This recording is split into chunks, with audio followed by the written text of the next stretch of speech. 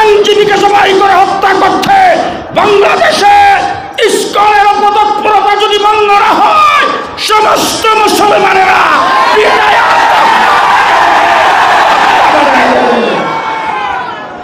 দেশ আমাদের দেশ, এই দেশ মুসলমানের দেশ।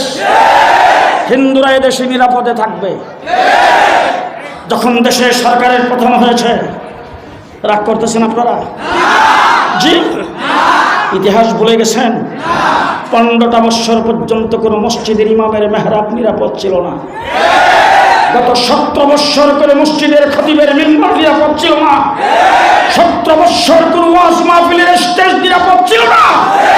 যেখানে গিয়েছি সেখানে পুলিশের বাধা।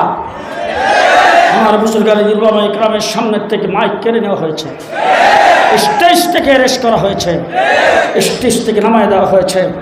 আজকে আমার সামনে নিয়ে আসেন বিএনপি, নিয়ে আসেন মানে এই দেশের জামাত, নিয়ে আসেন বড় বড় রাজনৈতিক দল।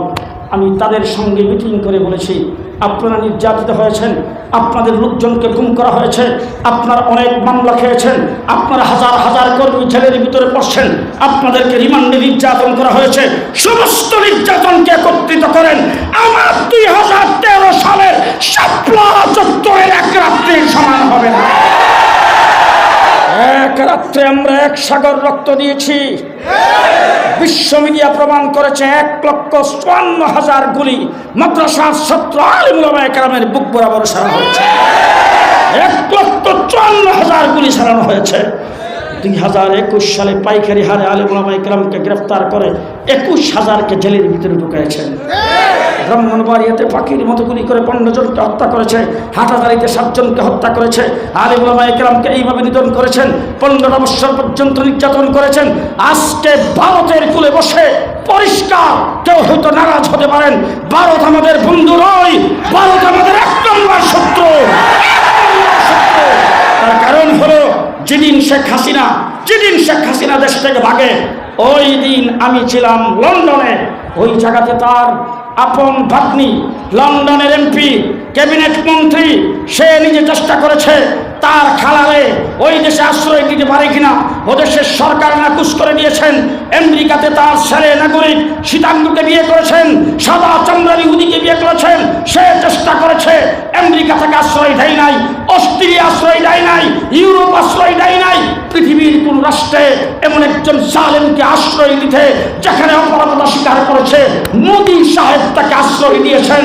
পরিষ্কার ভাষায় বলতে চাই, শেখ হাসিনাকে আশ্রয় দিয়ে বাংলাদেশের বিরুদ্ধে ষড়যন্ত্র করবেন, বাংলা জবাব দেওয়া হবে।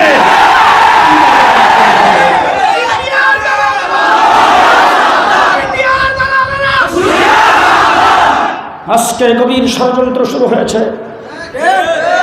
গুটি কয়েক হিন্দু সম্প্রদায় আদালত পাড়ায় প্রকাশ্যে একজন আইনজীবীকে হত্যা করে। সাহস কত! ভারতে বসে বসে সব ইন্ধন যোগাচ্ছেন, দেশের অস্থিতিশীল পরিস্থিতিকে পুঁজি করে এই দেশটাকে আবার ফিরে দখল করার জন্যে। আপনাদের সকলকে আমি অনুরোধ করে বলে যাচ্ছি, বাংলাদেশের নাগরিক যদি হয়ে থাকেন, দেশপ্রেমিক যদি হয়ে থাকেন, ইসলাম নিয়ে, মুসলমান হয়ে, মসজিদ মাদ্রাসা নিয়ে এই দেশে যদি বেঁচে থাকতে চান, আগামী দিনে শপথ করতে হবে,